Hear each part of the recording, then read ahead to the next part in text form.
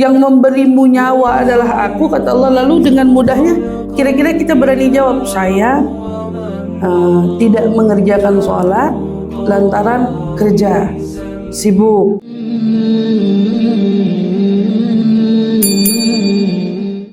Assalamualaikum warahmatullahi wabarakatuh. Bismillah walhamdulillah wassalatu wassalamu ala rasulillah Sayyidina Muhammad ibn Abdullah wa ala alihi wa sahbihi wa mawalah. Subhanaka la ilma lana illa ma 'allamtana innaka antal alimul hakim.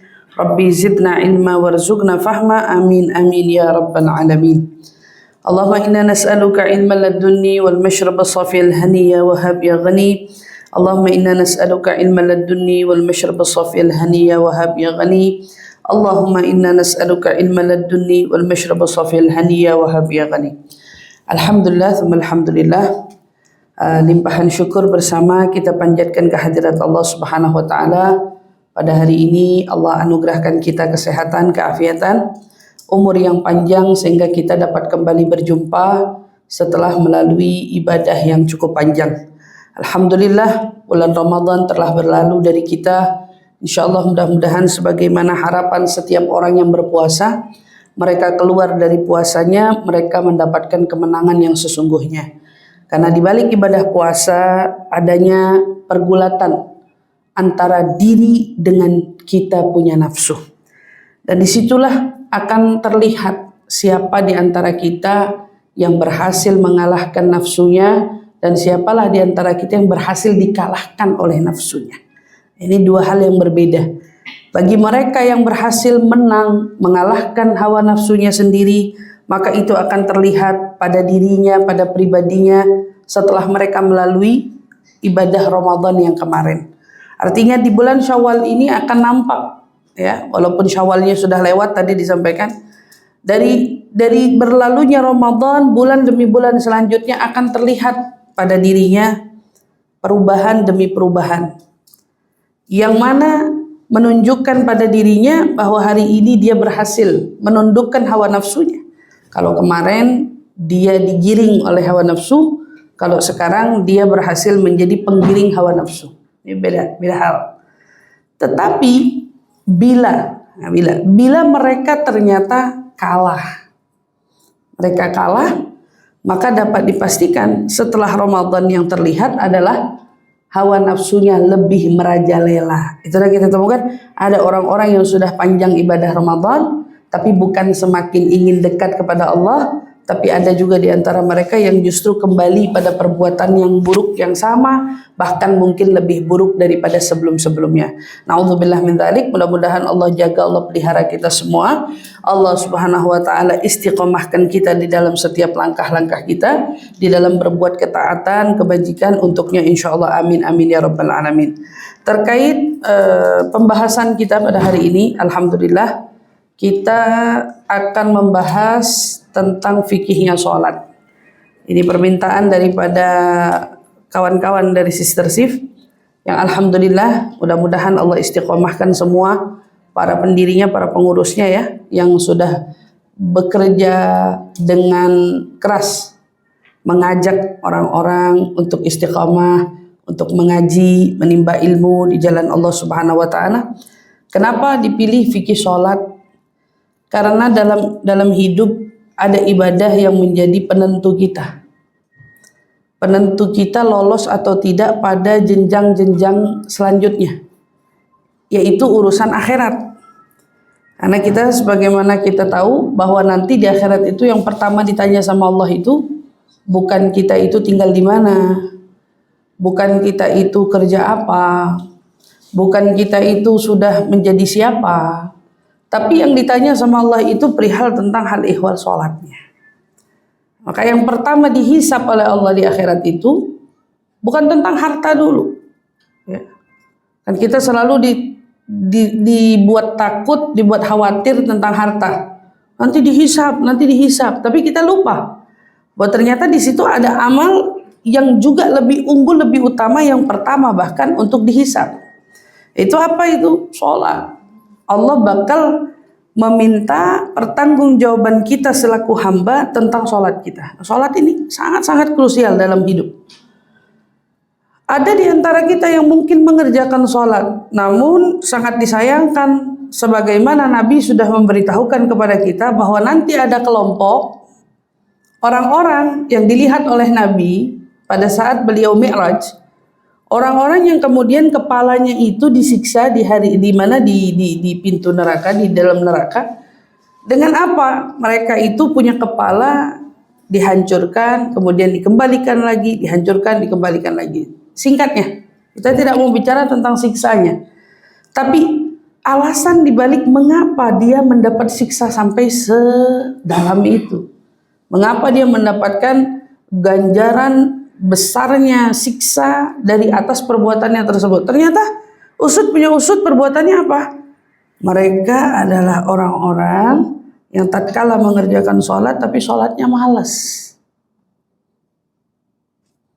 Kalau sholat malas sudah menjadi ultimatum, satu kesimpulan bahwa Allah tidak menyukai hambanya yang bermalas-malasan dalam mengerjakan sholat.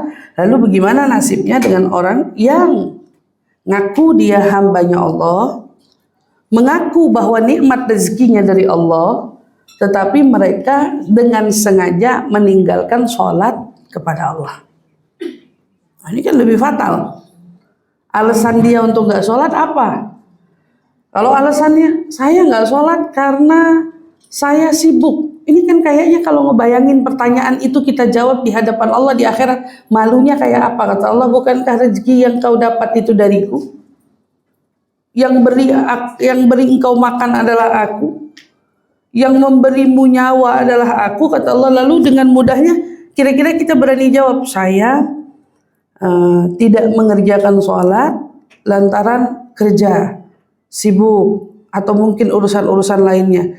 Hal-hal yang semacam ini perlu sama-sama jadi bahan renungan kita.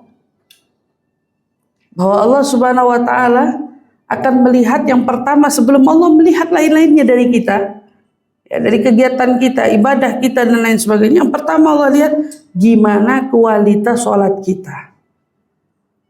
Maka dari itu di dalam sholat ini ada fikihnya, kan gitu ya. Kenapa ada fikihnya? Untuk menjadi tolak ukur kita, ibadah kita tuh udah benar atau belum. Karena kalau sholat ini nggak ada fikihnya bahaya. Orang bisa sholat sesuka hatinya yang menurut versinya dia. Versinya dia. Contoh, mohon maaf, kita lihat agama lain. Agama lain nggak punya aturan dalam sholatnya. Dia cuma punya aturan, maaf, misalnya sujudnya, menghadap misalnya berhalanya, lalu kemudian mungkin mengajukan permohonannya, bagi mereka itu sholat. Ada juga sebagian agama sholatnya itu menyanyi. Ada lagi sebagian agama mungkin sholatnya mereka itu adalah betapa. Di balik itu semua, kalau kita lihat hari ini seumpamanya, ada di antara mereka yang satu nganggep saya mau sholatnya nyanyi aja, yang satu lagi bilang saya mau sholatnya sambil madep ke patungnya aja, atau dan seterusnya. Mereka tidak punya kurikulum akidah, tidak punya kurikulum agama yang betul-betul menuntun mereka kalau mau sholat itu seperti apa, kalau mau ibadah itu seperti apa, kalau mau menyembah itu seperti apa. Mereka nggak punya tuntunan itu. Makanya kita temukan ada berbagai macam cara, dan justru fatalnya adalah apa? Bukan cuma cara, tapi yang lebih fatal, mereka bahkan menganggap itu hal yang tidak penting untuk dilaksanakan. Gak penting, karena ternyata ibaratnya bagi mereka itu hal yang biasa aja. Tapi di dalam agama kita Islam, sholat ini diberikan kemudahan yang semudah-mudahnya oleh Allah, karena kita bisa mengerjakannya di mana saja. Ini diperuntukkan untuk siapa? Umatnya Nabi Muhammad SAW. Makanya kita akan temukan musolah banyak, masjid banyak. Asal ketemu tempat di mana tempatnya bersih, tiada najis di situ, kita boleh sholat di situ, kan gitu. Ini untuk apa? Ini untuk memberikan kemudahan, tapi dengan syarat Sholatnya harus sesuai dengan yang Allah perintahkan. Nabi SAW bersabda, "Shallu kama ra'aitumuni usolli," kata Nabi bilang. Sholatlah kamu seperti kamu lihat aku sholat. Di dalam sholatlah kamu seperti kamu melihat aku sholat. Ini akan muncul berbagai macam pendapat. Pendapat yang datang gak bisa disalahin. Kenapa? Karena semuanya punya bukti valid yang kuat. Contoh, kalau kita hari ini akan bahas tentang fikih sholatnya siapa, fikih sholat dari mazhab Imam Syafi'i. Karena kita punya mazhab, ada Imam Malik, ada Imam Abu Hanifah, ada Imam Ahmad bin Hanbal. Ini 4 mazhab yang kita sepakati. Oke? Di luar dari ini, nggak tahu. 4. Imam Syafi'i, Imam Malik, Imam Abu Hanifah, Ustazah, apakah dari keempat mazhab ini siapa yang paling kita harus ikuti? Ini bukan tentang paling. Atau boleh nggak kita mencampur adukan 4 ini? Asal yang penting yang mana aja. Karena kan 4-4-nya bisa dipakai. Kapan kita boleh mengaitkan satu mazhab dengan satu mazhab lainnya? Itu tatkala. Ketika kamu berbentur mentok masalah di mazhab satu ini, baru kamu boleh mengalih kepada mazhab selanjutnya. Jadi bukan dengan suka hati, hari ini saya lagi malas sholat dengan caranya Imam Syafi'i, pengen sholatnya cara Imam Malik, boleh apa enggak kayak gitu? Karena mazhab ini menyangkut tuntutan kita di akhirat. Kita butuh naungan. Yang menaungi kita saat kita berani mengikuti arahan dari sosok ulama ini, yaitu ulama Imam Syafi'i, kita butuh payungnya. Nanti di akhirat kita sholat, sholat yang jamin kita siapa? Sholat kita dengan gaya Imam Syafi'i ini siapa? Ya Imam Syafi'inya dong. Karena Imam Syafi'i yang sudah berusaha mencari bukti-bukti untuk mengumpulkan satu tuntunan sholat yang kemudian menjadi fikih tadi. Tuntunan. Kita mau kemana larinya? Gak bisa kita bilang, karena kamu kenapa sholat yang begini? Ya gara-gara saya mau sholat aja. Caranya begini. Habis saya lihat orang tua saya dulu sholatnya pada begini. Ini bukan jawaban. Jawaban yang benar itu saat kamu menguasai ilmunya. Jadi begitu kita berpegang pada satu pintu Imam Syafi'i, belajarlah menyeluruh tentang mazhabnya, baru ngomongin mazhab lainnya. Dan kita bicara nyata bahwa di Indonesia mayoritas kita adalah mazhab Imam Syafi'i. Itu nggak terbantah. Ada nggak ustazah di Indonesia orang yang mazhab Imam Malik? Sampai detik ini saya belum ketemu.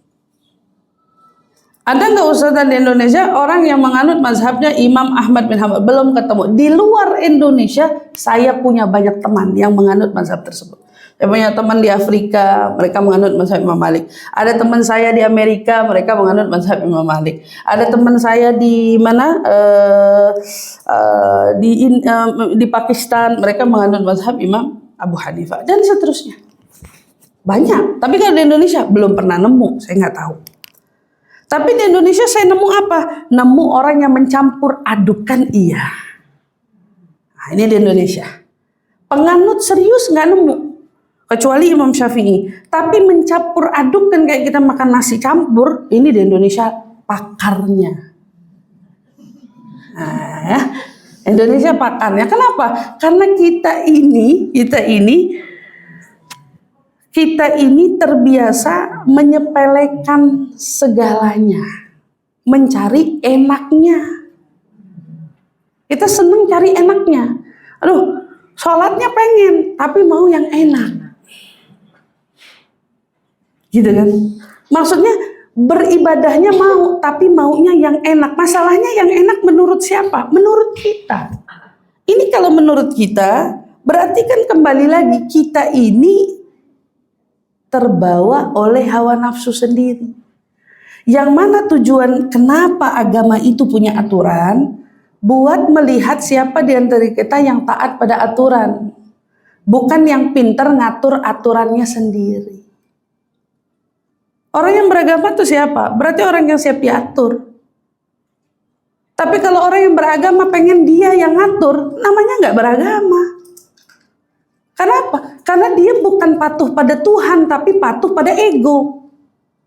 Dia patuh pada apa yang dia mau, apa yang dia kehendaki. Jadi dikit-dikit kalau menurut dia ini sulit, maka dia akan mencari sesuatu celah yang bagi dia mudah. Ini tentang apa? Ini tentang ego. Tentang ego. Dalam ibadah, jujur, nggak bisa begitu. Mungkin kalau makan hari ini kita nggak selera, ini pengen cari makanan yang lain. Mungkin. Tapi kalau agama gimana? Segitunya kalau kita ketemu ada anak kita, udah kita masakin, udah kita siapin, tahu begitu kita suguhin dia bilang aku nggak mau ini, aku maunya yang lain. Kalau ibunya kira-kira ikutin terus mau anak ini kebayang nggak gede kepala kayak apa ini anak? Nggak tahu rasanya syukur, nggak tahu terima kasih, nikmat udah di depan mata, istilahnya kan bahasa kayak gitu. Berarti anak yang di depan matanya sudah ada makanan tapi malah memikirkan makanan yang lain yang menurut dia enak, ini anak yang lagi mikir apa? Lagi nuntut ngikutin apa? Hawa nafsunya. Pada saat ada orang belajar, lalu kemudian dia dengar aturan tertentu terhadap agamanya. Orang itu kalau sholat harus begini. Terus dia bilang, ya gimana orang kita repot? Gimana hukum sholatnya? Gimana? Dan seterusnya. Seperti mungkin beberapa masalah yang akan kita uraikan pada pembahasan kita di fikih sholat ini. Tapi sebelum kita masuk ke sini, kita sepakat dulu. Saya mau belajar fikih sholat. Ya. Bukan untuk fikih sholat itu menjadi perbandingan sholat kita dengan yang lainnya. Gak penting itu. Nanti kalau besok kita ketemu sama orang, ada yang kita lihat sholatnya gimana-gimana, bukan kapasitas kita mengkritik sholatnya. Karena orang semakin tinggi ilmu fikihnya, gitu ya, dia akan semakin mentolerir orang-orang yang sholat di sekitarnya. Karena orang-orang itu dengan sholatnya mungkin ada yang awam, nggak ngerti, mungkin ada yang sudah ngerti. Dengan contoh. Kita pergi ke umroh, sampai di Masjid Nabawi atau Masjidil Haram, tahu-tahu nyampe di situ kita sholat, ada orang yang sholat kakinya nggak ditutup. Kalau orang minim ilmu fikihnya, dia akan dengan mudah bilang itu orang sholatnya nggak sah, kakinya kelihatan. Itu berdasarkan yang diyakini dia dan dipelajari dia bahwa ilmu Imam Syafi'i punya fikih, kaki itu bagian daripada aurat yang harus ditutup. Tapi saat orang ilmu fikihnya makin luas, makin nambah, dia belajar kan. Setelah dia menguasai ilmu fikih dari Imam Syafi'i, barangkali dia mendapatkan masukan-masukan bahwa ternyata di mazhab lain memperbolehkan sholat dengan kaki tadi terlihat. Karena dia si penganut. Nah contoh, kalau kita ke sana yang kita lihat kakinya yang kelihatan itu orang apa?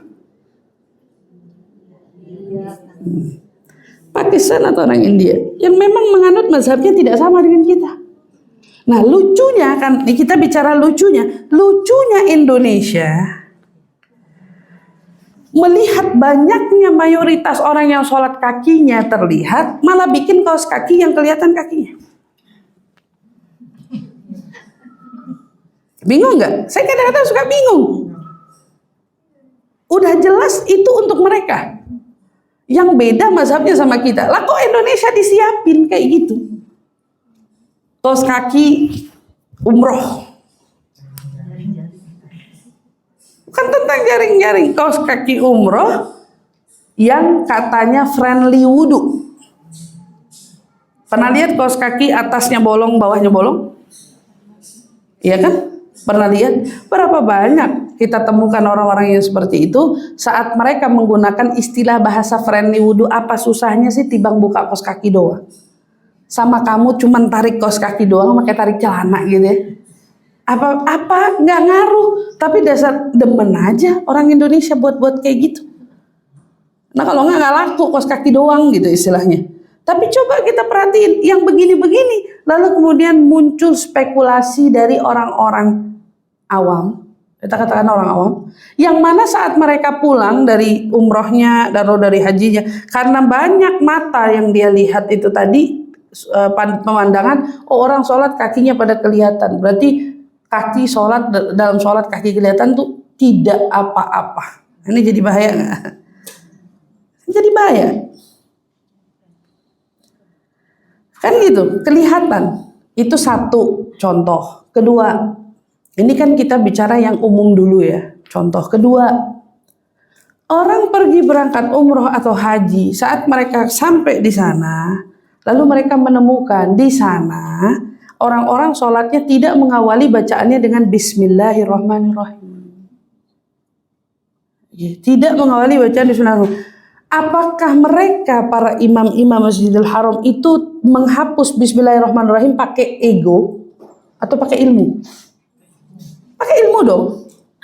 Kenapa mereka tidak baca Bismillahirrahmanirrahim? Ya mereka dengan mazhabnya. Saya ulangi ya, mereka dengan mazhabnya. Di dalam keyakinan mazhab mereka, itu kan di sana mazhabnya Imam Abu Hanifah ya. Di dalam keyakinan mazhabnya mereka bahwa Bismillahirrahmanirrahim bukan syarat wajib untuk dibaca secara suara keras. Lucu, orang kita berangkat ke sana. Oh, di Mekah, di Nabawi tidak ada kedengaran Bismillahirrahmanirrahimnya. Pulang jadi imam, ikut baca hal yang sama. Ngimamin sholat, Alhamdulillahi Rabbil Alamin. Ini gimana? Imam Syafi'i mau makmuman sama dia? Imam Syafi'i punya hukum, ada. Aturannya apa? Bismillahirrahmanirrahim bagian daripada suratul Fatihah. Berarti wajib dibaca. Ketika itu menjadi wajib dibaca, saya, mazhab Imam Syafi'i, sholat di belakang orang yang tidak membaca Bismillahirrahmanirrahim, boleh ragu nggak? Ragu. Karena saya punya kewajiban ini, wajib baca. Lah kalau imamnya nggak baca, kira-kira gimana sholatnya saya? Seumpamanya saya sholat di Masjid Nabawi, tapi saya ragu imamnya baca Bismillah, saya juga nggak boleh sholat di belakang Imam Masjidil Haram. Tapi ada tapinya. Masa iya Imam Masjidil Haram nggak ngejalanin sunnah? Nggak mungkin. Kan saya yakinnya gitu. Imam Masjidil Haram pasti ngejalanin sunnah. Sunnah tiap sholat mengawali Bismillahirrahmanirrahim. Walau bacaannya tidak dikencengin. Kan suka sekali-sekali kita dengar ya. Imamnya kalau mau mulai itu baca pelan. Bismillahirrahmanirrahim. Alhamdulillah. Baru dia terangin Alhamdulillah. Husnudzon kita dan diiringi dengan beberapa kali kita dapati mereka menyebut Bismillahirrahmanirrahim, kita mazhab Syafi'i nggak ragu sholat di belakang dia. Jelas, ini namanya agama, diatur oleh tatanan hukum fikih yang berlaku.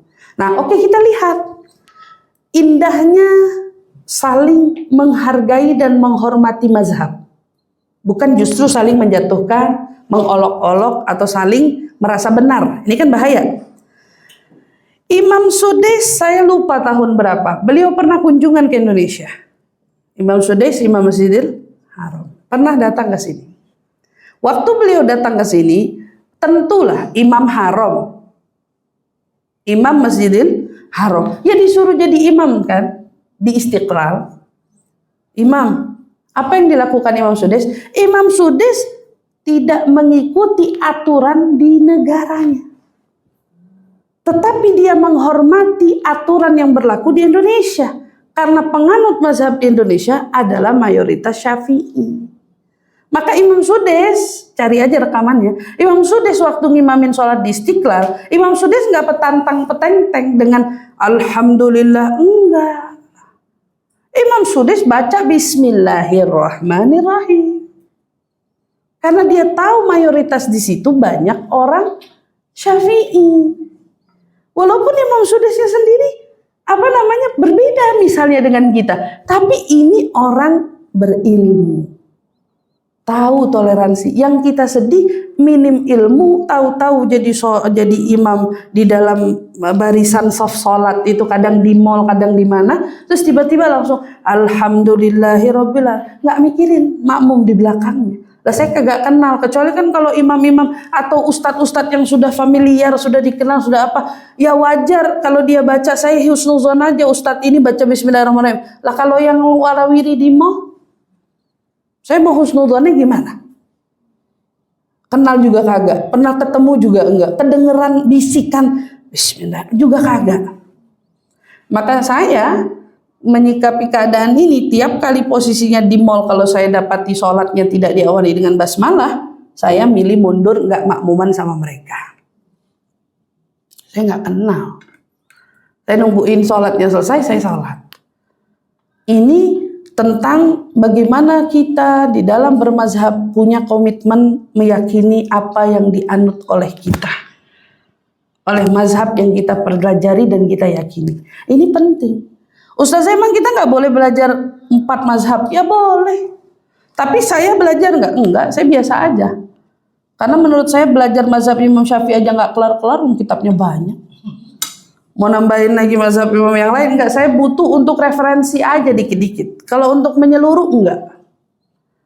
Gitu enggak. Saya memilih tidak. Makin sedikit kan makin enak sebetulnya. Kenapa? Karena yaitu bentuklah loyalitas dan kesetiaan. Terlihat dari situ. Nah, kalau sama mazhab Imam Syafi'i aja kita nggak loyal, nggak setia, ibaratnya gitu. Berarti kan kepada sosok orang tersebut pun, yakni Imam Syafi'i pun, nanti besok kalau begitu kita mau punya pegangan, kita nggak punya pegangan lah, orang kita semuanya ngacak. Nah, atas dasar itu sama-sama ya, kita berkomitmen sama-sama dengan keyakinan kita dalam memperbaiki sholat kita, karena Nabi SAW bersabda as-sholat imaduddin. Sholat itu tiangnya agama. Orang kalau nggak sholat bahaya. Berarti agamanya nggak punya tiang. Kalau sudah nggak punya tiang berarti nggak ada agama. Simpulannya kan gitu. Faman agamaha fagat agamaddin. Siapa yang membangun atau mendirikan agamanya berarti dia apa? Mendirikan sholatnya berarti dia mendirikan agamanya. Artinya dia punya pondasi atas agamanya. Tapi barang siapa orang yang tidak ada sholat dalam hidupnya, fagat hadamaddin, berarti sama aja dia sudah menghancurkan, merobohkan agamanya sendiri. Jelas. Nah, kita miris ngelihat hari ini banyak anak-anak muda, anak-anak remaja ya. Kadang-kadang isunya orang tuanya sendiri masih bergelut dalam berjuang untuk melaksanakan sholat 5 waktu. Lalu ditambah PR-nya, ternyata anak-anak itu juga banyak yang tertinggal dalam menunaikan sholat 5 waktunya. Padahal itu tiang. Layaknya sebuah rumah tidak akan bisa berdiri tanpa adanya tiang-tiang yang ditancapkan di sana. Lalu bagaimana kiranya dengan hidup kita? Kalau hidup kita sendiri nggak punya tiang agama, pasti mutlak inilah yang terjadi pada kita hari ini. Banyak sekali orang yang hidupnya merasa runtuh, hidupnya merasa hancur, baik dari problematika-problematika yang hadir mendatanginya dalam hidup, ya runtuh. Kenapa? Oh ternyata runtuhnya bukan disebabkan karena besar ujiannya, tapi runtuhnya disebabkan di awal karena emang dia hidup gak punya tiang di dalam mengokohkan dirinya. Hidup gak punya tiang. Ya datang musibah sedikit, runtuh. Datang ujian sedikit, jatuh. Datang godaan sedikit, gak ada tiangnya. Tapi andai dia mengerjakan kewajiban 5 waktunya itu berupa sholat, insya Allah dengan ini berarti dia punya pijakannya, dia ada tempat bersandarnya, dia punya tiang untuk menyelamatkannya kalau udah hancur. Dan lagi-lagi diingatin dalam sebuah hadis Nabi SAW mengingatkan kita, awal ma yuhasab bihil abdu yaumal qiyamah salatu. Nanti hari kiamat yang pertama akan dihisab pada seorang hamba adalah sholatnya. Sholatnya bakal dilihat. Fa in saluhat faqad aflaha wa najah. Siapa orang yang sholatnya benar, dijaga, diikuti dengan syarat-syarat ketentuan yang berlaku yang ada, apa yang dikatakan, maka siapa yang sholatnya baik, maka dia adalah orang yang aflah. Aflah adalah orang yang beruntung. Wa najah berarti dia orang yang berhasil. Berhasil dia jadi hamba, berhasil. Tapi wa in fasadat, sholatnya berantakan, bahkan tak tertunaikan, bisa jadi gitu ya, diabaikan, entar bolong-bolong, entar dikerjain, entar enggak, sesempatnya, sallallahu alaihi wasallam, Allah jaga, Ini apa yang terjadi? Faqad khaba wa khasar. Orang yang gini adalah orang yang gagal dan rugi. Pasti tiap kali usaha bisnis gagal mulu. Atau bisnisnya jalan, di tengah jalan rugi terus. Ada aja kerugian yang dia dapat dalam hidupnya. Ada aja. Usut punya usut. Ini bukan tentang strategi bisnisnya yang salah, tapi tentang sholat yang gak benar dalam hidupnya, yang tidak dia kerjakan. Nauzubillah min dzalik. Ada orang yang kerja sederhana, mungkin hanya jualan kopi, jualan mie di warung, atau mungkin jualan apalagi minuman, jualan buah, gerobak, jualan apa, sol sepatu, tapi rezekinya bisa nganterin dia haji, umroh, ngidupin anak-anaknya kuliah sampai selesai. Padahal kalau dilihat, bapaknya kerja apa? Sol sepatu. Bapaknya kerja apa? Bapaknya kerjanya kuli bangunan. Bapaknya. Tapi anak-anaknya bisa disekolahin dan dia bisa mendatangkan juga apa? Rezeki yang barokah untuk ahli keluarganya. Di luar sana ada yang nauzubillah kerjanya luar biasa, nggak perlu kita sebutin terkait jabatan, ya tiba-tiba kaya, punya segalanya, masya Allah, tapi begitu datang kerugian, rugi habis-habisan.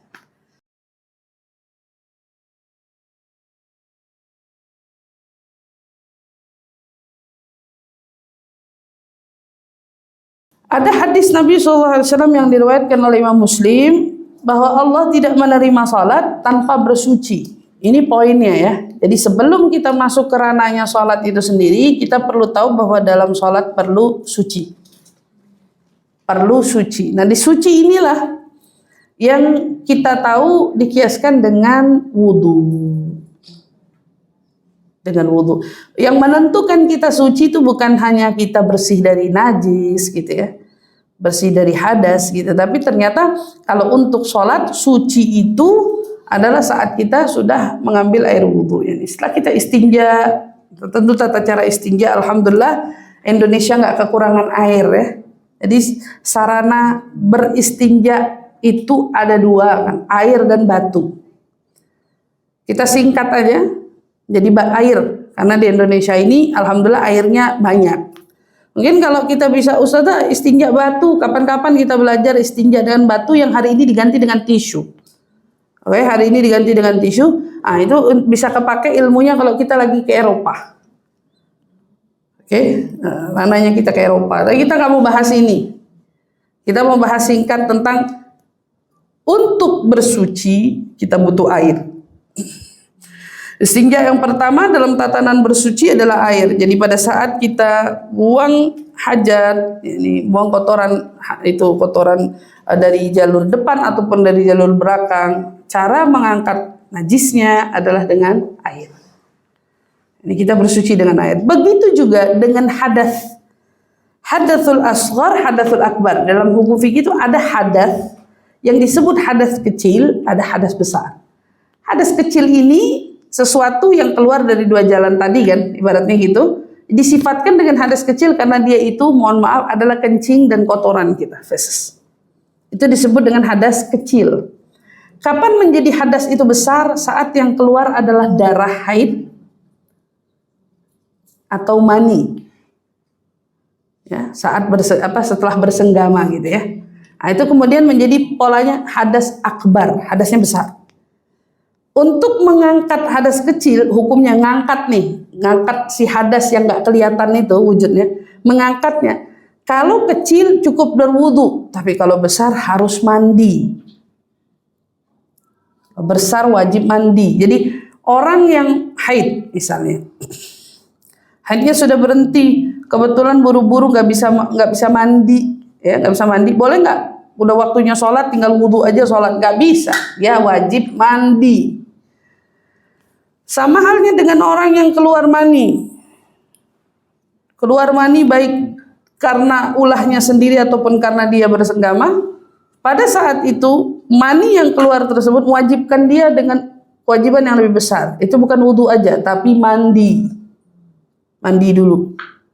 Dia harus angkat hadasnya. Nah, hari ini istinja itu insya Allah kurang lebih sudah cukup bisa difahami. tentu kita semua insya Allah adalah orang-orang yang bersih, orang-orang yang terjaga. Dan alhamdulillah Indonesia itu kan bidannya itu pakai jet washer ya, insya Allah mengangkat hadasnya, mengangkat juga najisnya tak tersisa, sehingga kita semua dengan mudahnya bisa mengangkat hadas tersebut. Ala kulli hal, perihal menuju sholat, maka sholat ini punya kewajiban yang pertama sebelumnya adalah dengan berwudu. Kalau kita bicara wudu, wudu ini punya fardu. Fardu. Yang mana kalau kita nggak menunaikan fardu ini, maka wudunya yang dianggap tidak sah. Jadi kalau ada satu aja, ini kelewat, wudunya nggak bisa dianggap wudu. Dia belum bisa dianggap sebagai wudu. Ada berapa itu? 6. Yang pertama an-niyah, ini di luar sunnah ya. Kita nggak bicara sunnah dulu. Saya mau kasih tahu yang wajib dulu. Nanti sedikit-sedikit kita uraikan sunnah. Yang wajib dulu. Jadi kita sebagai orang yang mau berwudu harus tahu yang wajib tuh mana aja sih. Pertama niat. Ini niat nomor 1 nih. Orang kalau wudu tapi nggak niat, kira-kira wudunya sah apa enggak? Nggak sah. Jadi kalau wudunya tanpa niat berarti nggak bisa dianggap wudu, nggak bisa. Walau susunannya sama, walau tata caranya sama, tapi niatnya udah keskip, maka nggak jadi. Niat ini di mana posisinya? Niat ini beriringan. Ini kan menurut mazhab Imam Syafi'i, beriringan tatkala kamu membasuh wajah. Sekarang masuk ke part membasuh wajah. Nah, ini yang menjadi unik nih. Pada saat kita membasuh wajah, nanti kita akan masuk ke ranahnya syarat. Wajah ini punya syarat. Kapan dia itu dianggap masuk air sama enggak? Nanti siap-siap aja. Kapan dia dimasuk air atau? Maka yang pertama yang perlu kita tahu, wudu, anggota pertama yang harus dialirkan air wajahnya. Waktu kita ngambil air wudu, ustazah kan ada kumur-kumur, ada istinsyak, itu wajib apa sunnah? Sunnah. Itu sunnahnya. Berarti yang wajib mukanya. Kapan niatnya? Begitu kita ambil raupan air di tangan ini, kita tumpahkan dia dari permukaan atas menuju bawah, mengalir itu semua. Pada saat itulah di dalam hati kita hadirkan niat wudunya. Sudah, bukankah niatnya itu di awal? Nah, jadi kan saya bilang, kalau menurut Imam Syafi'i niatnya di sini.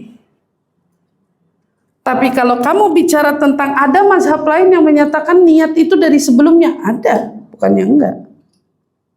Ada. Tapi kalau Imam Syafi'i niat waktu basuh wajahnya. Lah kalau niat yang sebelumnya itu yang mana? Ini niat yang sunnah. Waktu kita cuci tangan di awal, mau kumur-kumur dan masukin air ke dalam hidung. Jadi disunahkan juga niat. Niat. Nawaitu sunnatal wudu. Saya niat sunnah-sunnahnya wudu. Cuci tangan, kumur-kumur, masukin air ke dalam hidung dengan doa-doa yang ada. Gitu. Doanya apa? Waktu membasuh kumur-kumur ada sendiri, hidung ada sendiri, kan gitu ya. Mengeluarkan air dari hidung pun ada sendiri. Orang katanya kalau jagain ini kayak gini, insya Allah mulutnya terhindar dari aroma yang tidak sedap, karena sehari 5 kali dia kumur-kumur ini. Benar.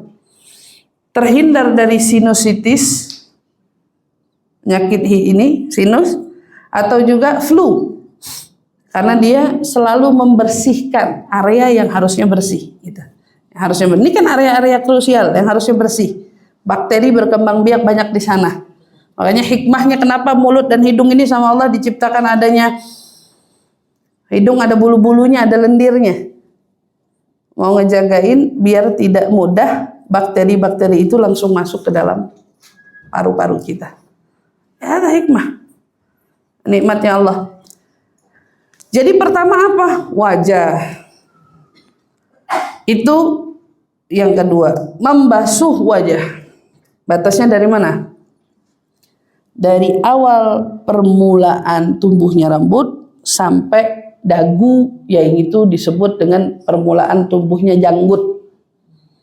Area tembuhnya jenggot tuh dibilang di mana? Di sini di tulang dagu. Ya di situ batas panjang. Lebarnya dari ujung telinga ini menuju ujung telinga satunya. Jadi kalau wudhu itu ambil air dari atas mengalir ke bawah gitu ya. Tangan kita ini dikasih sama Allah, ada jari-jarinya untuk kita jalanin dari sininya. Semua termasuk apa ini namanya? Kelopak matanya dialirin semuanya.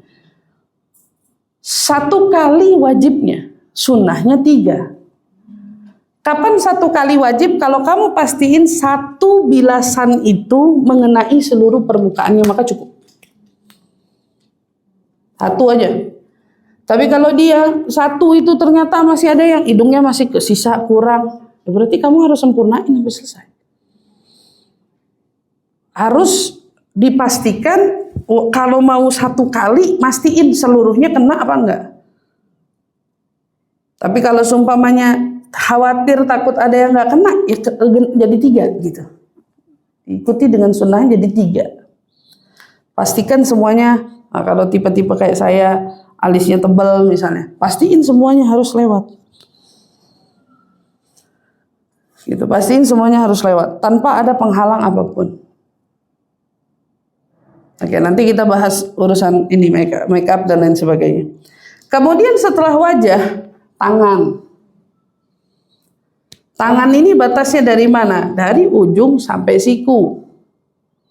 Ini kalau misalnya kita wudhu dengan siku ini kan sini ya. Oke, batasnya berarti dari sini ke sini. Ulama itu nggak kepengenan serba ngepas, tapi selalu dilewatin. Seenggaknya sampai di sini. Gitu. Biar airnya semua kena. Airnya semua kena. Diusap. Karena bahasanya membasuh. Jadi kalau ada yang kemarin ngajarin pakai semprotan itu gimana? Sah apa enggak? Hah? Semprotan.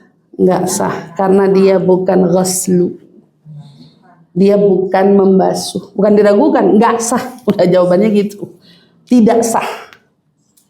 Karena yang dibutuhkan basuh. Mana ada orang mau basuh sesuatu pakai apa yang dibasuh? Enggak ada yang dibasuh itu. Cuman air dipaksa. Yang itu namanya diusap. Bukan dibasuh. Secara bahasa aja udah nggak connect. Kalau dia nyemprot gitu, kemudian kan diratakan dengan tangannya. Itu membasuh apa mengusap? Mengusap, dari istilah bahasa aja udah nggak connect. Jadi itu nggak bisa dianggap sah. Jadi kalau ada orang ngajarin kalau mau umroh itu gampang biar nggak bolak-balik kamar mandi, nah, itu pendustaan agama itu, pendustaan hukum. Nggak boleh kita main langsung percaya aja begitu. Makanya pentingnya belajar hukum fikih. Hukum fikih itu sampai di situ. Masukin semua berarti dibasuh. Sama, wajibnya 1. Sunnahnya 3. Wajibnya 1, sunnahnya 3.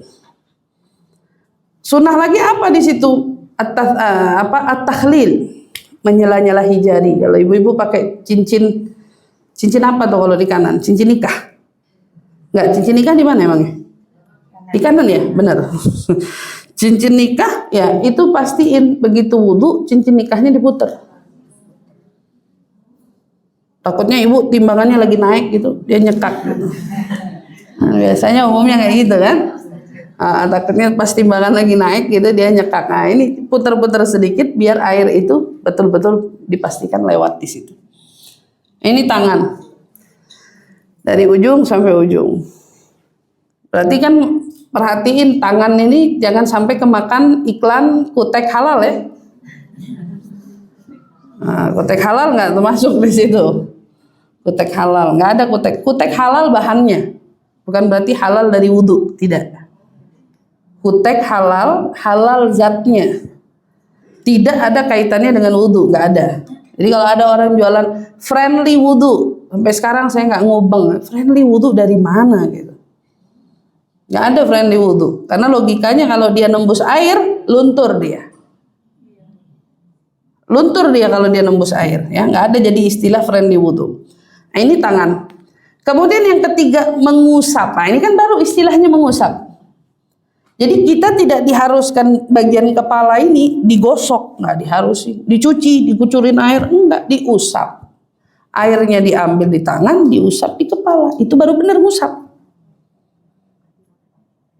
Itu baru benar diusap gitu. Sebagian, berarti tidak ada keharusan seluruh kepala, hanya sebagian. Boleh depan, boleh belakang Ustazah. Belakang syaratnya masih di area kepalamu. Tapi kalau udah buntut rambut, artinya rambut di bawah menjuntai, rambutnya yang diusap nggak sah. Karena rambutnya sudah di luar dari batas kepala. Tapi kalau masih di ranah kepala, ambil airnya. Saya mau cacap di sini Saya mau cacap di sini Saya mau cacap di sini, sah. Saya mau usap di sini boleh. Saya mau usap di sini boleh. Di mana aja. Umumnya tapi di depan, di atas. Mengusap sebagian kepala. Ini kalau mazhab imam lain nggak sebagian, separuh kepala harus betul-betul dipastikan airnya masuk. Gitu harus. Nah kan beda. Sebenarnya lebih mudah gitu pada saat kita mengikut daripada mazhabnya Imam Syafi'i. Setelah kepala, yang fardu selanjutnya adalah membasuh kedua kaki hingga mata kaki. Ya mata kaki udah ibu-ibu pada pegang sendiri dah mata kakinya. Ya, kalau saya buka juga nggak kelihatan mata kaki kita. Nah, tentu dilewatin sedikit. Itu area yang fardu atau yang wajib. Setelah ini area disebutin, jadi kalau areanya berarti berapa? Wajah, kedua tangan, sebagian kepala, kaki. Berarti cuma ada 4. Yang depan berarti yang niat sama. Yang terakhir itu apa? Urutan, artinya tertib. Dan nggak bisa orang wudhu, saya mau tangan duluan, wajahnya belakangan. Saya mau kaki duluan, yang lain nyusul. Enggak, tapi urutannya harus sesuai wajah, tangan, kepala, kemudian kaki. Harus sesuai urutan, itu harusnya. Ini fardunya wudhu. Berarti membasuh telinga, hukumnya sunnah. Sebagian ada lagi leher, sunnah. Semuanya sunnah. Sebagaimana tangan itu tadi sunnah ditakhlil atau disela-selahi, kaki juga sunnah begitu. Kaki juga demikian, disunnahkan untuk takhlil. Oke. Itu adalah fardunya wudhu. Sekarang kita masuk ke syaratnya wudhu. Jadi kalau kita bicara syarat, orang tidak bisa wudhunya dianggap sah jika tidak memenuhi 8 syarat ini. Kalau tadi kan wudhu yang sudah dibahas ya. Tapi untuk menjemput wudhu yang sah, kamu harus memenuhi 8 syarat ini. Kalau 8 syarat ini tidak kamu penuhi, wudhunya nggak dianggap wudhu. Pertama, Islam. Berarti kalau ada non-muslim dengan tatanan cara wudhu, dia berwudhu, apakah wudhunya dianggap wudhu? Tidak. Tapi kalau dia Islam, wudhu namanya. Di luar Islam, bukan wudhu namanya. Kamu ngajarin teman kamu non-muslim caranya wudhu. Apakah itu dianggap wudhu? Enggak. Non-muslim mau pegang Quran, diajarin wudhu. Dianggap sah wudhunya? Enggak sah. Karena dia bukan Islam. Tapi orang Islam, pertama Islam, maka begitu dia berwudu sah. Kedua, tamyiz. Tamyiz itu berakal. Orang yang bisa membedakan mana yang baik, mana yang buruk. Anak ini kira-kira umur berapa ya? Kira-kira anak yang bisa ngebedain areng sama korma, umur berapa? 6 tahun? 6-7 tahun gitu ya. Areng sama korma, dia bisa bedain. Korma itu makanan, areng itu adalah sesuatu yang dibakar, bukan sama. Kalau mungkin anak di bawah itu masih sama, dianggapnya arang dipegang, korma dipegang, nggak ada nilaian tertentu. Atau dengan dia bisa makan sendiri, katanya tamyiz itu sudah bisa makan sendiri layaknya orang dewasa. Anak-anak kecil kan makannya berantakan, masih disuapin, masih apa. Tapi kalau yang disebut tamyiz ini, kapan orang itu dianggap anak itu sudah masuk ranahnya tamyiz, bisa bedain atau bisa bersuci sendiri. Udah ke kamar mandi nggak ditemenin? Mandinya udah sendiri. Dia buang air kecil sendiri. Buang air besar sudah sendiri. Ini namanya tamyiz. Saat dia melakukan wudhu, apakah wudhunya dianggap sah? Sah. Di bawah itu kita mau ngajarin, boleh anak kita umur 3 tahun yuk wudhu yuk bareng sama, boleh. Apakah wudhunya dianggap? Nah ini masuk ranah belum tentu. Kalau dia tamyiz, ternyata anaknya cerdas sekali, 4 tahun dia sudah pinter, 5 tahun dia sudah pinter, wudhunya pinter, dia tamyiz sudah bisa bedain kamar mandi sendiri, dewasa atau anaknya tumbuh kembangnya pesat.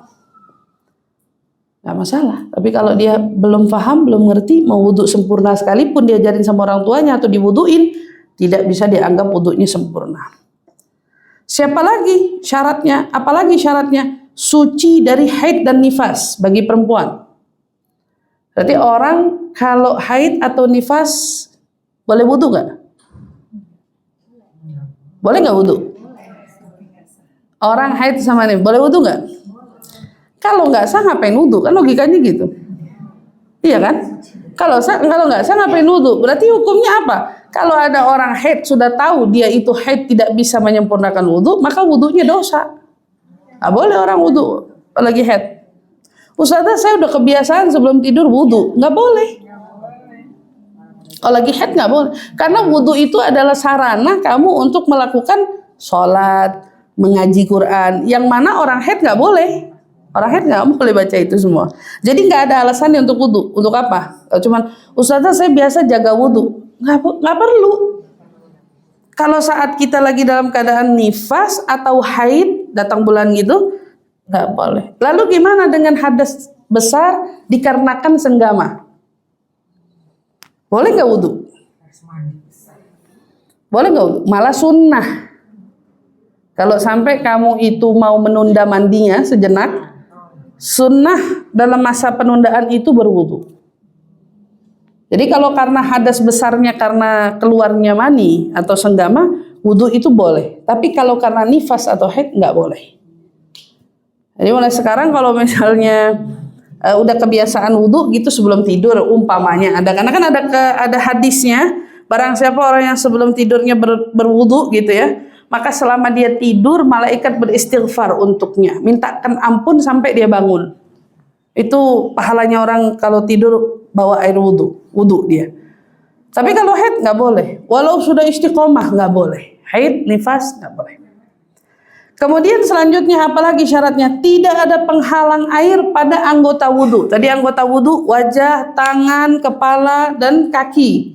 Tidak boleh ada penghalang. Berarti kutek termasuk penghalang tuh Bu?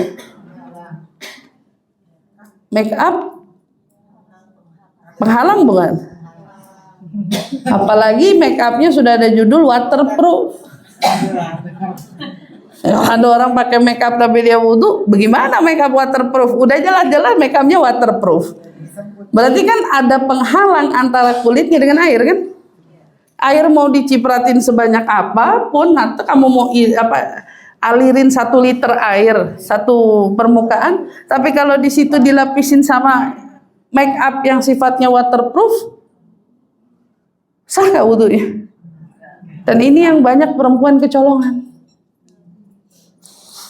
Saya kalau pergi kemana pakai apa? Di mana tempat ya sekarang? Mohon maaf jujur, mau lipstiknya, mau eyeshadownya, mau maskaranya, mau alisnya, mau apa. Jadi emang pada saat berwudu itu kita disuruh kayak orang benar-benar bersih. Tidak ada kepalsuan dalam bahkan wajah kita sendiri. Nggak ada. Makanya kenapa hukum sulam alis tuh dilarang, tato dilarang, karena itu menghalangi.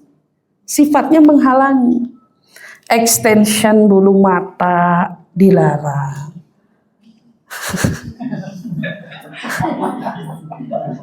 Karena dia sifatnya menghalangi, jujur. Jadi kalau saya selalu bilang sama ibu-ibu ya, ibu-ibu kalau masih mau pakai tempelan bulu mata, ya bulu mata palsu nggak masalah gitu. Tapi di waktunya wudu ya dilepas. Tapi jangan yang istilahnya extension itu yang sampai berapa lama gitu ya. Apalagi sampai ditanam atau apa, nggak boleh. Bahayanya tuh kemana? Ini bukan tentang hukum melakukan itunya, tapi dampaknya wudumu tidak sah. Kalau udah wudu nggak sah, sholat mau 1000 rakaat nggak sah. Jadi kenapa banyak orang hari ini sholat udah, tapi hidupnya masih galau? Ternyata mungkin selama dia wudu masih ketemu penghalangnya.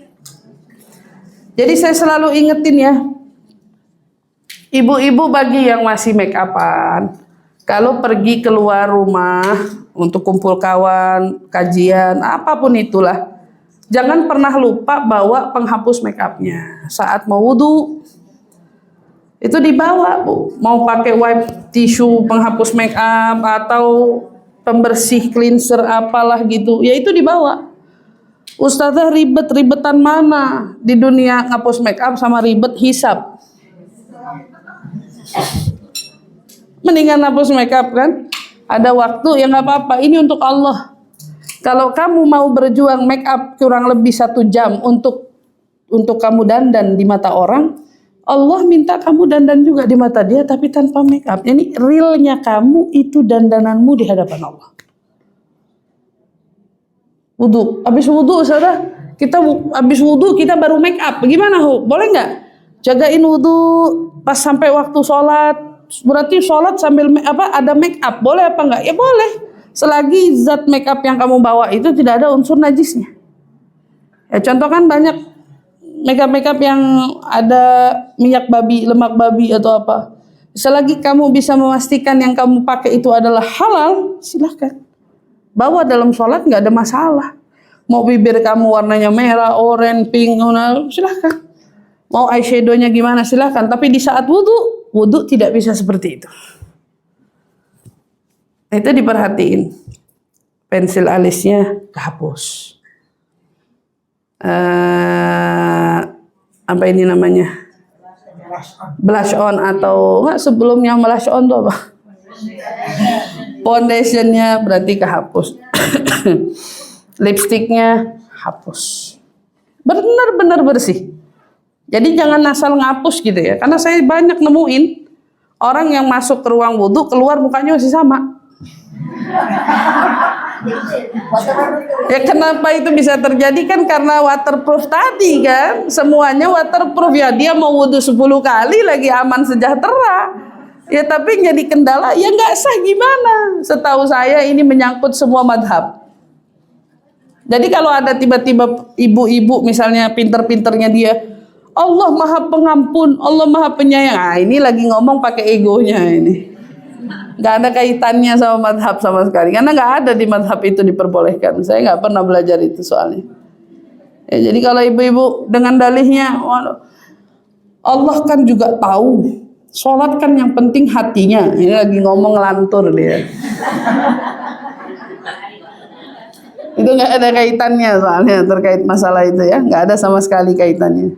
Jadi itu juga termasuk tidak ada penghalang air pada anggota wudhu itu. Perhatiin Bu ya. Apa yang mengkilat-mengkilat di wajah. Apa itu namanya? Glitter, shimmer apalah itu. Ya, glitter itu bahaya karena satu glitter nempel itu nggak tembus. Jadi perempuan tuh harus tahu gitu ya bahwa produk-produk kecantikan yang mereka gunakan itu juga mengancam kesempurnaan wudhunya. Seenggaknya kan kalau kita punya hukumnya jadi paham, belajar jadi ngerti. Shimmer selagi shining-shiningnya masih kelihatan, berarti wudhunya masuk. Begitu juga sama glitter yang ada. Sama halnya dengan Kenapa Bu? Kutek tadi yang saya uraikan. Jadi itu kalau bahasa orang bilang kutek ramah wudu, kutek nggak ada kutek ramah wudu. Kalau jenisnya kutek ya kutek. Karena berbeda dengan henna. Kalau henna lain lagi cerita. Apa bedanya Ustazah? Kalau henna, ini bedanya pacar. Kalau pacar yang tersisa adalah warnanya saja yang sudah menyatu dengan kuku. Warna ya. Adapun di kukunya sudah tidak ada lagi apa-apa. Jadi ibaratnya kalau kamu keruk, nggak ada apa-apa. Orang dia warnanya yang ketinggalan, transfer color. Henna itu transfer color. Kalau kutek, dia nggak transfer color. Kutek itu melekat, termasuk zatnya di situ. Kamu keruk, keluar dia. Kalau kamu keruk, keluar dia. Itu bedanya. Jadi kalau henna memang dia pindah warna. Tahu-tahu dari hijau, begitu dibersihin, orange merah ya. Itu yang pindah hanya warnanya aja kayak gitu. Begitu dikeruk udah nggak ada. Ini perlu diperhatiin karena saya menemukan banyak banget. Memang saya tahu perempuan tuh kalau pakai kutek warna kukunya cantik-cantik gitu. Masya Allah tahu. Tapi kalau itu mengancam kesempurnaan wudhu gimana? Begitu juga dengan kuku tempel, kuku palsu. Sekarang kan juga viral ya.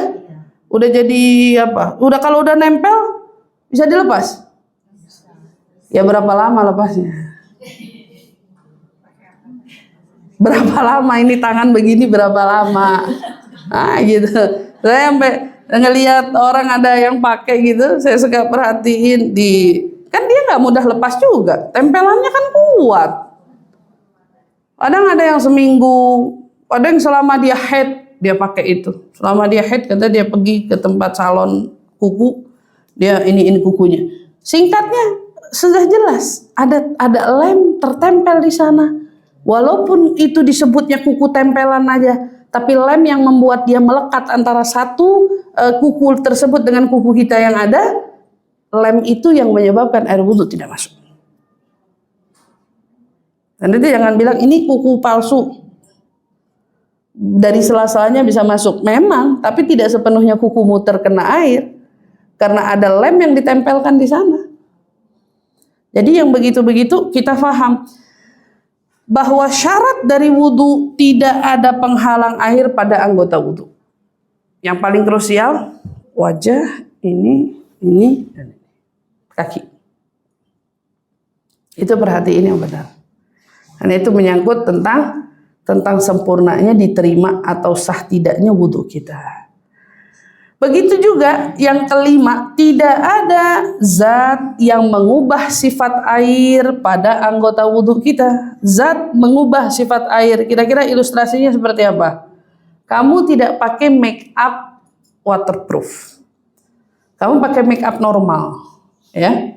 Pada saat kamu mau wudhu, kamu tidak lap dulu make upnya. Kenapa? Karena kamu pikir kan begitu dibasuh luntur dia. Iya kan? Begitu dibasuh luntur dia. Maka kalau begitu kondisinya, basuhan pertama tidak dianggap basuhan wudhu yang sah. Sampai kamu membasuh dulu wajahmu bersih, tidak ada yang kiranya kalau air kena, gini, air wudhunya begitu kena muka, begitu lepas warnanya sama. Tapi kalau begitu kamu kenain di awal ngambil dari keran airnya bening, begitu kena muka airnya jadi putih susu, karena adanya foundation atau adanya bedak atau adanya apapun yang kamu pakai, maka ini yang dimaksud dengan tidak ada zat yang mengubah sifatnya air. Airnya harus bening juga. Airnya harus sama-sama jernihnya seperti pertama kamu tempelin air itu di wajahmu.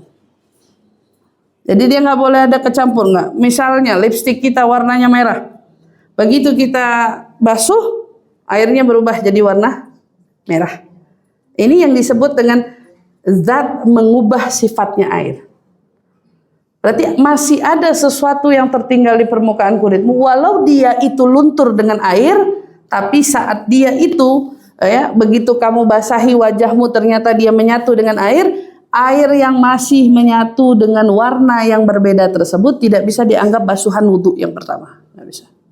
Bersihin dulu. Sama juga dengan misalnya kalau kita pakai hand body.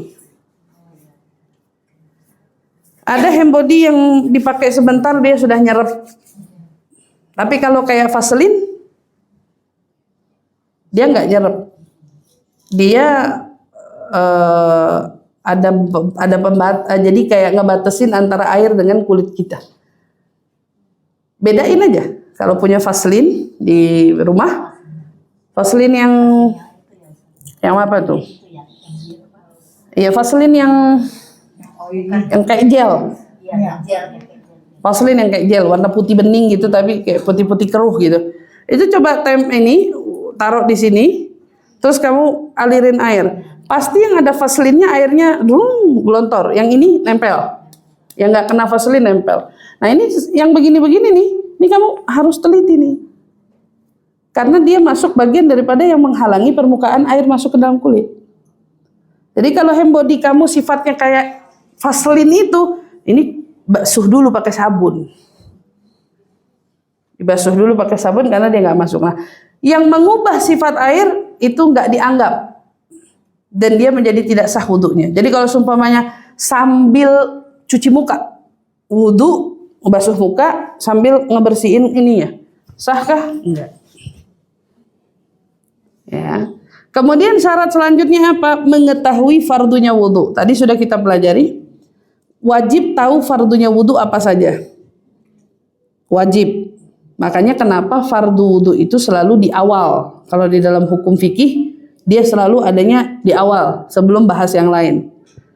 Dia wudhu. Kenapa? Karena kita harus tahu saat mau melakukan wudhu, harus tahu fardunya yang mana, sunnahnya yang mana. Kalau udah tahu nih fardunya yang mana, sunnahnya yang mana, kan enak. Karena syarat selanjutnya tidak meyakini fardu wudhu sebagai sunnah. Nggak boleh ngira basuh kepala itu sunnah. Nggak boleh. Karena ini fardu. Kalau sampai ngira yang fardu sunnah, bahaya. Tapi kalau ngira yang sunnah fardu gimana maksudnya? Hah? Ngira basuh telinga itu fardu. Boleh nggak? Boleh. Karena kamu tidak mengira yang fardu menjadi sunnah, tapi mengira yang sunnah menjadi fardu. Nah, jadi kalau makin kita yakini yang sunnah itu kayak seolah wajib, kan makin baik kitanya. Jadi kita lebih hati-hati. Tapi kalau menganggap yang fardu sunnah, takutnya jadi teledor. Makanya penting tahu yang fardu. Kalau sunnah pilihan. Ada yang mau tahu? Alhamdulillah. Makin banyak tahu, alhamdulillah. Tapi kalau nggak mau tahu juga, ya udah. Tapi kalau fardu wajib tahu. Kemudian selanjutnya yang ke-8, yang terakhir, menggunakan air yang suci, yang mensucikan. Jadi air ada suci aja, tapi sifatnya tidak mensucikan.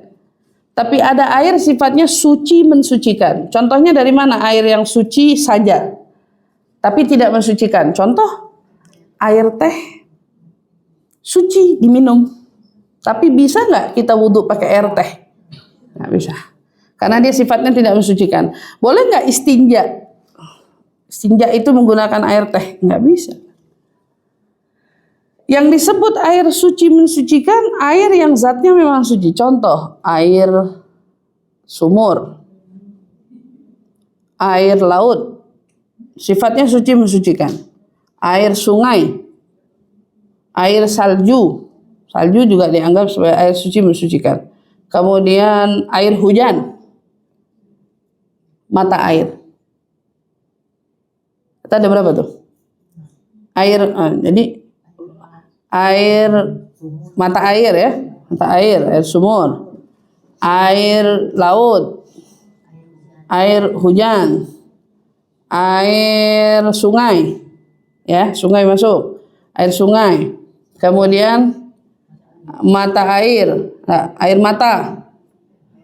Kalau banyak, siapa yang mau nampung air matanya?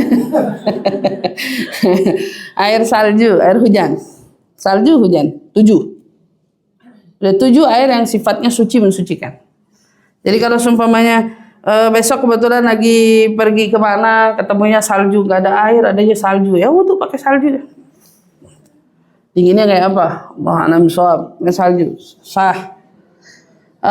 Sumur, air mata air tadi kan, sah. Air kali, berarti sungai. Mau warnanya gimana juga. Mau warnanya kayak sungai Musi kan warnanya cakep banget.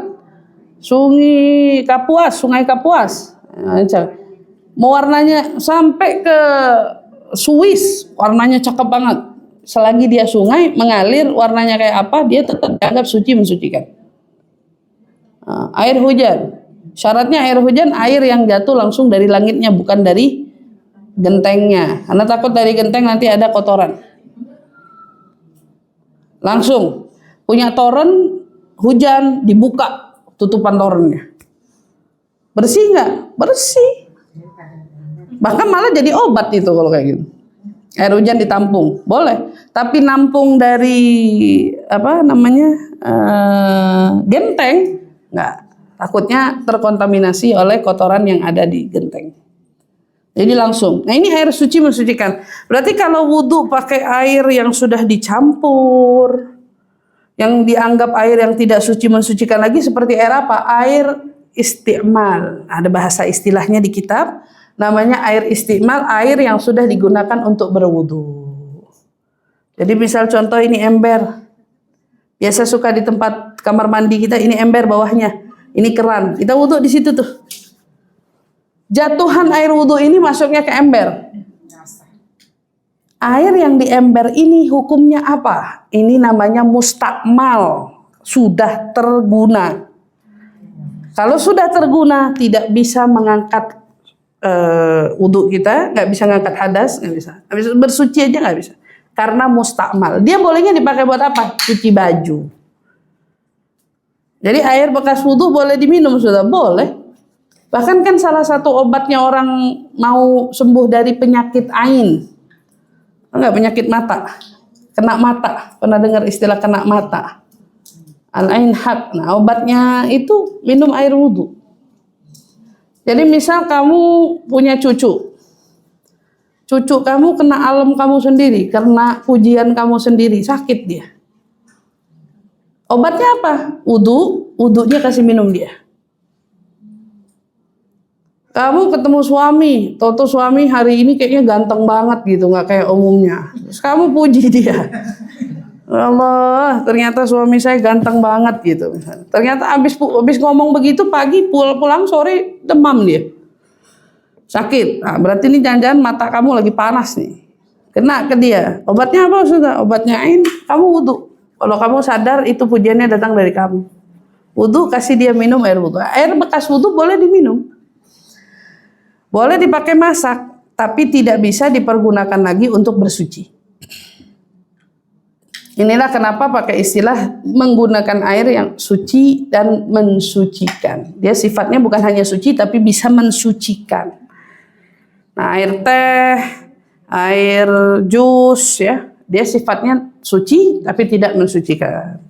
Nah, untuk wudhu harus menggunakan sarana air yang suci mensucikan. Makanya kenapa ada istilah kalau wudhu itu orang tua kita dulu nyimpennya di kolam, tapi kolamnya tuh ukurannya 2 kullah.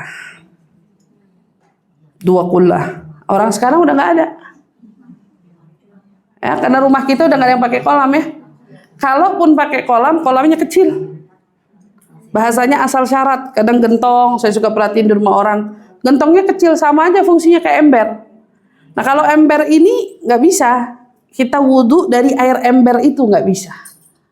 Harus dari air mengalir. Makanya biasain di rumah biar kata mau jadi kamar mandinya kamar mandi kering, kamar mandi bersih, area mandi tetap alirin keran buat wudhu. Buat wudhu, jangan sampai salah. Alirin keran buat wudhu. Ini karena hampir rata-rata harusnya mayoritas orang muslim harusnya di rumahnya tetap ada keran yang bisa digunakan untuk berwudu. Jangan sampai kamar mandinya mati kering aja gitu. Keringnya sampai wudhunya sampai bingung kita kadang-kadang nih wudhu di mana, showernya adanya di atas. Nah, hotel-hotel sekarang kan sudah begitu, kerannya sudah tiada, nggak ada keran, adanya langsung shower. Orang-orang kita banyak yang begitu sekarang di rumahnya. Enggak, jangan dihapus. Wudhu itu penting ada keran.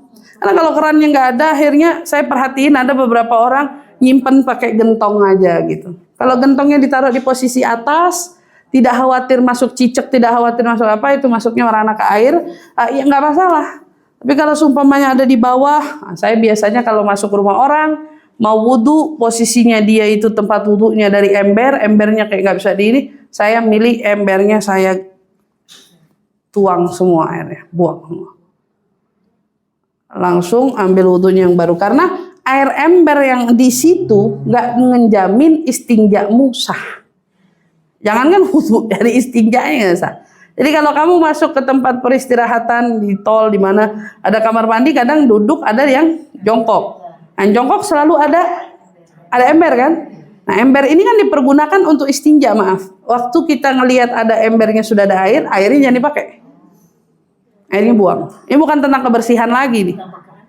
Tapi ini menyangkut istinjamu sah atau enggak. Buang airnya, alirin air yang baru yang dapat dipastikan tidak menjadi mustakmal air tersebut. Paham sampai di sini? Ini rangkaian wudhu. Belum ngomongin sholat kita, insya Allah di pertemuan selanjutnya. Ini rangkaian wudhu yang perlu dijaga, karena Imam Syafi'i pernah berkata, man hasuna wudhu'u hasuna sholatu. Siapa orang yang wudhunya baik, maka dapat dipastikan baik sholatnya. Dan orang kalau sudah baik sholatnya, pasti baik hidupnya. Tapi siapa dari awalnya wudhunya sudah berantakan, pasti sholatnya berantakan, lebih-lebih pasti lagi hidupnya berantakan. Jadi yang pertama kuncinya di mana? Di dalam wudhu kita. Maka kalau kita lihat banyak dari kaum sholihin, orang-orang soleh ya, pada saat mereka mau wudhu tuh mereka sudah sejak awal menghadirkan hati dulu. Makanya kenapa saat mereka mau wudhu itu sudah baca lebih dulu apa? Rabbi a'udzubika min hamazati syayatin wa a'udzubika rabbi ayyahdurun. Ada doanya. Minta perlindungan dulu dari godaan syaitan, karena setan ini unik. Ada setan khusus mengganggu wudhu, ada setan khusus ganggu sholat. Setan juga punya bagian buat ngegoda. Jadi ada setan yang emang khusus, mereka bagi tugas ya, iblis. Kamu gangguin orang kalau wudhu. Diganggu yang mana? Wudhu sambil ngomong, kan makruh. Atau wudhu ya sambil mohon maaf tanpa mengenakan pakaian, makruh. Jadi kalau wudhu gimana Ustazah? Ya tutup dulu lah auratnya. Auratnya rapetin dulu yang sopan. Anak itu makruh. Ini setan punya godaannya. Kemudian pada saat wudhu tadi asal-asalan, yang penting lewat airnya, bodoh amat masuk atau enggak, keterima atau enggak. Saya suka lihat ada ibu-ibu pakai kerudung rapi gitu ya, wudhu, tapi kerudungnya nggak dibuka sama dia. Banyak nggak begitu? Wudhu kerudungnya nggak dibuka, saya suka bingung gitu. Gimana wudhu kerudung nggak dibuka? Berarti kan cuman, kalau saya bilang main air dia. Gitu. Dia bukan wudhu dia, cuman main-main doang itu. Ambil airnya tuh disipratin aja. Nggak sah jelas. Udah jelas batasnya dari ujung sampai ujung, lebarnya kan jelas gitu, dari terangin. Mungkin dia belum belajar. Tapi saya ingatin, itu nggak sah. Kalau ada orang wudhu kerudungnya masih nempel, berarti nggak wudhu bener itu. Begitu juga tangan, kadang-kadang pakai baju, saya juga suka bingung sama baju muslim hari ini, baju muslimah hari ini. Jadi fashion itu bagus sebenarnya, menghidupkan bajunya orang muslimah itu bagus, tapi ada tapinya kan. Pada akhirnya begitu bajunya itu mementingkan model desain terkini ketimbang syariat, kan jadi kacau nih agama. Jadi dia mikirin desain terkini, bukan tentang syariat. Apa yang suka terjadi? Yaitu baju nanggung tangannya. Itu baju muslimah, mau dibilang muslimah bukan, mau dibilang Bukan, tapi kayaknya untuk muslimah karena foto modelnya yang dihadirin muslimah. Tapi yang dicari modisnya lah segini.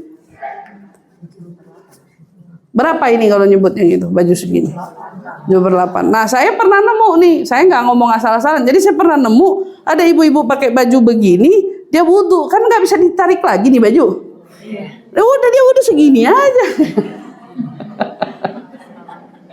Aduh, saya bilang salah kostum itu. Iya, ini salah kostum, banyak yang begitu. Jadi dia cuman karena ini udah ketat, bajunya udah ketat, udah nggak bisa ditarik, ya udah dia menurut dia wudhu sedapatnya. Gak ada wudhu sedapatnya ya. Wudhu ya wudhu. Bajumu yang harus menyesuaikan kebutuhan wudhu. Bukannya kamu menyesuaikan bajumu untuk wudhu. Sebalik itu. Jadi saran saya bagi ibu-ibu muslimah yang hijrah gitu ya.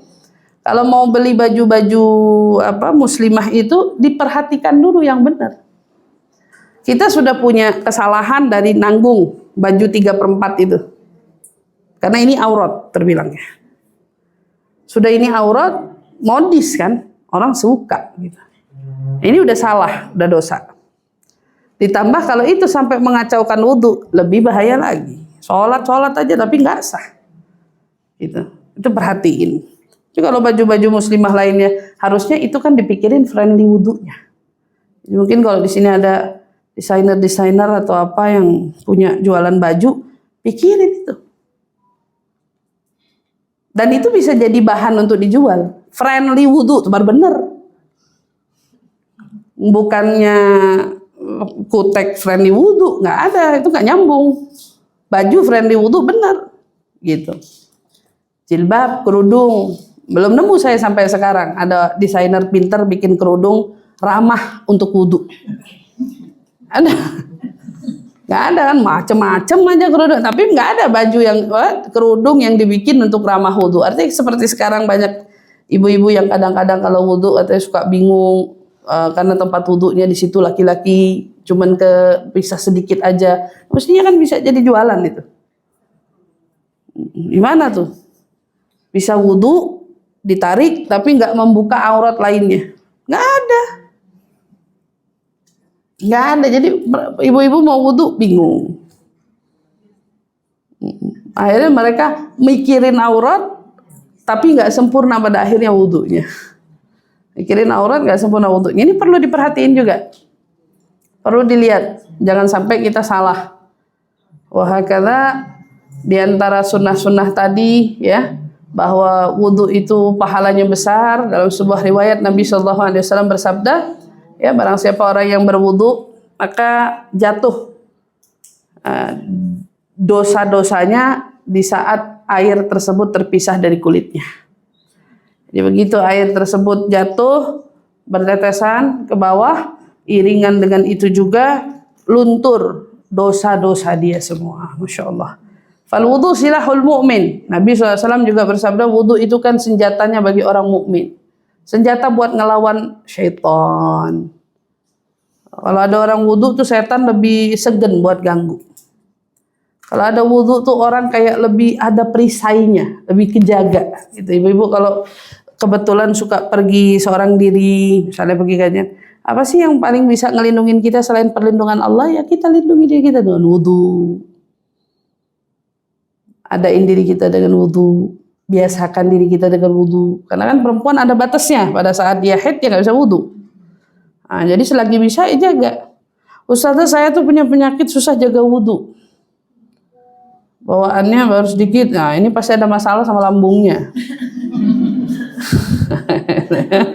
Iya, saya ada masalah sama lambungnya. Makanya susah jaga wudhu. Karena sebenarnya jaga wudhu tuh spesial. Istimewa ya. Orang bisa jaga wudhu tuh Masya Allah. Tapi dengan catatan tidak dengan menahan-nahan kencing gitu, nggak boleh juga itu.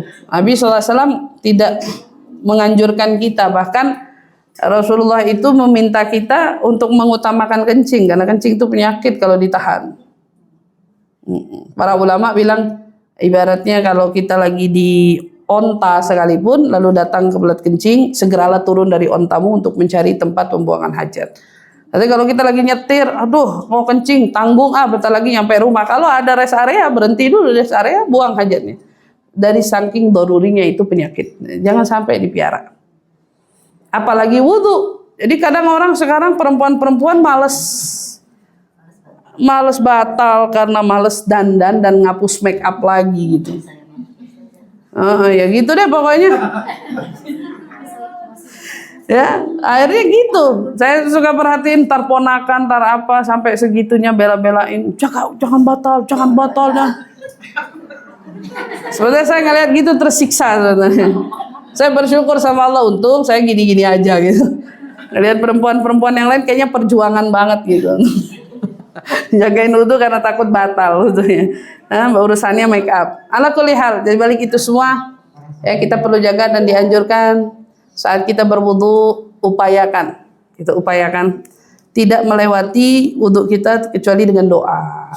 Setiap daripada basuhannya di situ ada doa-doa yang indah yang memang sejatinya kalau kita pahami daripada arti-arti tersebut, kita ngerasa kayak ya Allah ini doa saya butuh banget. Contoh lah ya, wajah. Allahumma bayyid wajhi yauma tabyaddul wujuh wa taswaddul wujuh. Ya Allah tolong putihkan wajahku di saat hari di mana kau memutihkan wajah dan menghitamkan wajah. Hari kiamat tuh nanti ada orang yang wajahnya diputihkan, ada yang wajahnya dihitamkan. Nanti ada yang wajah bercahaya, ada yang wajah gelap.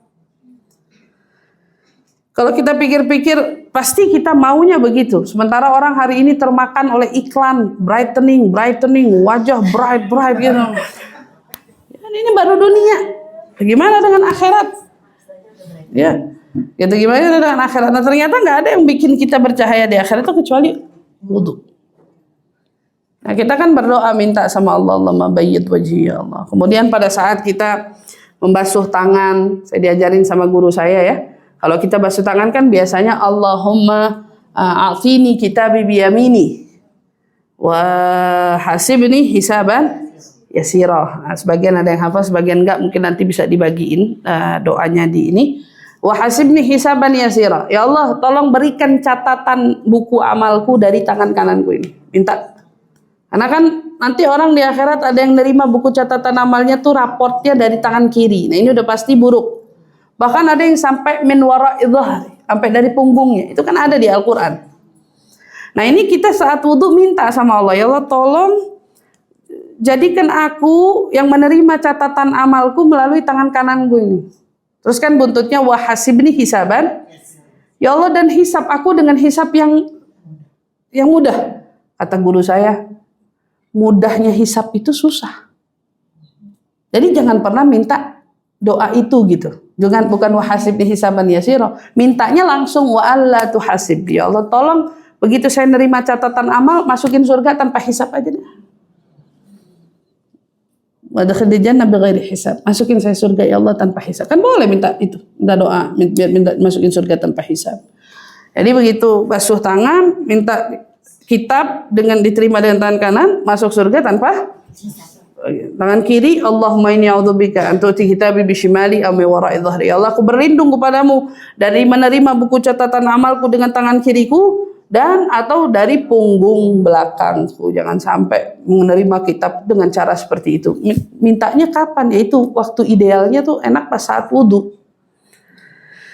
Begitu kita membasuh sebagian kepala, kita minta sama Allah, Allahumma harrim sya'ri wa bashari minan nar. Ya Allah, tolong haramkan rambutku, kulitku dari api neraka. Begitu kita basuh kaki, Allahumma, kita minta sama Allah, minta apa? Minta dimantepin kaki. Hari di mana engkau memantapkan semua kaki. Ya, karena nanti semua kaki kita ini akan melintasi jembatan sirat. Ya, ada jembatan sirat, ada kaki yang kuat, dikuatkan Allah, diteguhkan oleh Allah untuk tidak jatuh. Nah, satu-satunya permohonan kita untuk terkait kaki ini, minta kakinya dikuatkan, kan, diteguhkan. Hari di mana engkau meneguhkan kaki orang-orang yang kau cintai. Jangan kau tergelincirkan kakiku hari di mana engkau menggelincirkan kaki musuh-musuhmu. Ya Allah, jangan sampai. Mintanya saat wudu. Baru setelah dari itu kita lengkapi wudu kita dengan doa wudu setelah wudu. Ya. Setelah wudu, Nabi SAW kan dalam riwayat banyak datang. Saya nggak hadirkan semua, tapi saya langsung hadirkan aja doanya. Asyhadu an la ilaha illallah wahdahu la syarikalah wa asyhadu anna Muhammadan abduhu wa rasuluh. Subhanakallahumma bihamdika asyhadu an la ilaha illa anta astaghfiruka wa atubu ilaik. Allahumma ja'alni minat tawabin waj'alni minal mutatahhirin waj'alni min ibadikas salihin. Kata dalam sebuah riwayat, Nabi SAW itu kalau habis wudu selalu berdoa dengan doa yang sangat khusyuk.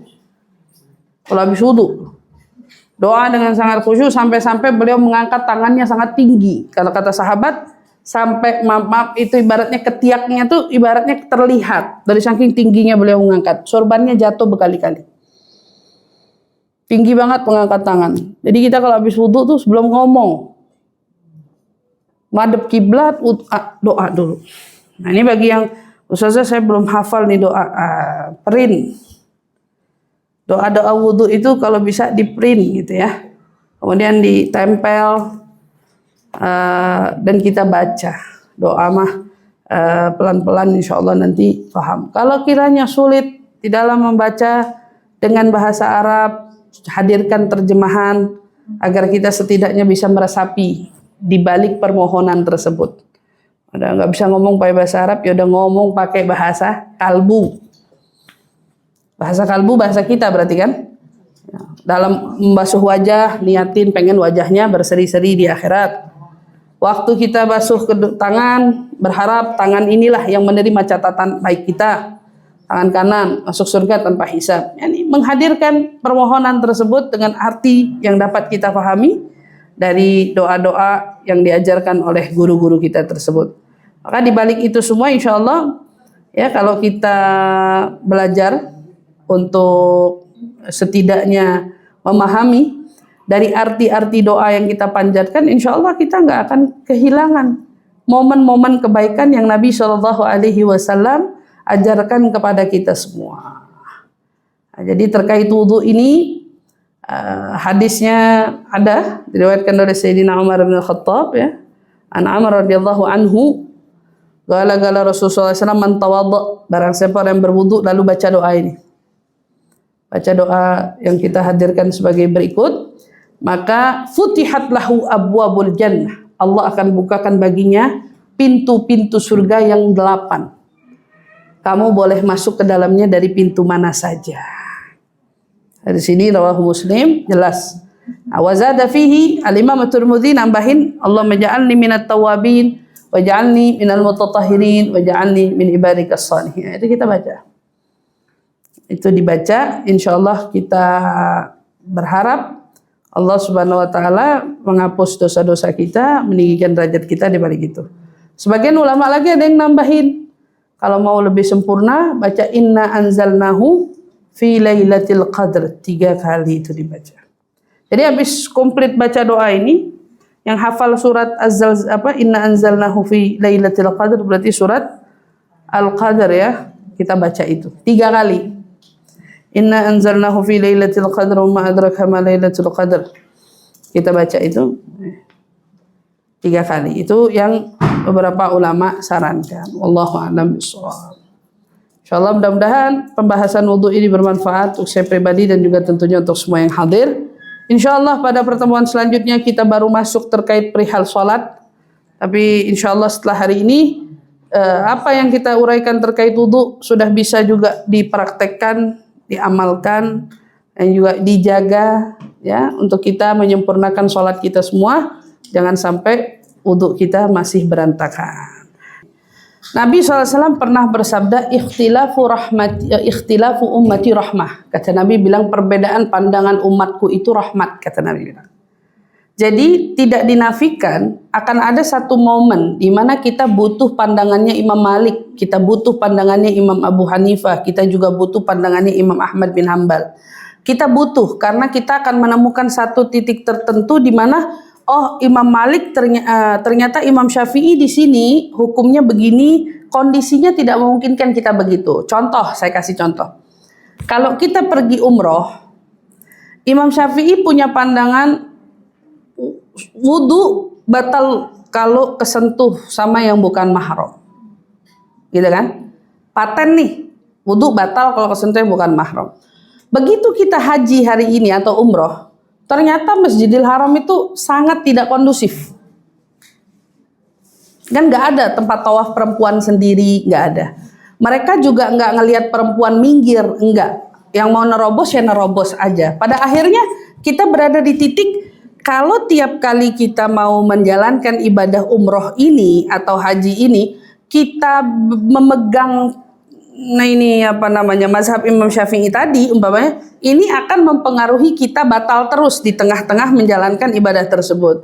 Disinilah kita pada akhirnya perlu mentaglid. Nah ini ya, kenapa kita nggak boleh main sembarangan. Saya mau ambil katanya Imam Malik, saya mau ambil, enggak. Kalau di istilah kita perlu mentaglid. Hari ini saya butuh fatwa dari Imam Malik. Maka dia mentaglid cara wudunya seperti cara wudu yang Imam Malik ajarkan. Jadi kalau kita pergi ke Mekah hari ini, begitu kita mau pakai mazhabnya Imam Malik, ya kita wudunya cara dari Imam Malik. Dari awal. Biasanya pembimbing ngajarin. Kalau pembimbingnya benar pasti diajarin. Nah itu wudunya ya. Kemudian Imam Malik punya penekanan, kalau Imam Syafi'i itu cukup begini aja, kalau Imam Malik harus digosok. Kalau Imam Syafi'i cukup begini, kalau Imam Malik harus separuh. Gitu, Imam Malik harus lebih ada ininya. Terus kalau kita Imam Syafi'i cukup segini, Imam Malik harus lebih. Nah, jadi ada beberapa penekanan-penekanan tertentu. Jadi kita niatnya apa Ustazah? Namanya kalau istilah fikihnya mentaglid. Saya hari ini mengambil fatwa Imam Malik dari wudunya. Bisa diajarin ya. Kalau sama pembimbing biasanya harusnya diajarin ya. Harusnya diajarin. Nah, itu tidak disebut mencampur adukan mazhab. Karena kita hanya menggunakannya di saat darurat itu. Jadi saya kalau pergi umroh pakai mazhab Imam Malik kapan? Kalau mau umroh aja nih, begitu mau turun masuk ke pekarangan haram untuk tawaf, saya pakai mazhabnya Imam Malik. Tapi begitu saya mau sholat wajib 5 waktu, saya nggak pakai mazhab itu. Di Madinah juga saya nggak pakai mazhab itu, saya pakai tetap mazhab Imam Syafi'i. Wudhu biasa, normal. Tapi begitu kita mau umroh, habis ngambil miqat, kita mau jalanin tawafnya, nggak mungkin kan bolak-balik hotel atau bolak-balik toilet untuk kita tawaf 7 putaran ini gitu. Gimana untuk menjaganya? Di sini disebut dengan situasi darurat. Nah, situasi darurat inilah kita boleh mengambil pandangan ulama lainnya.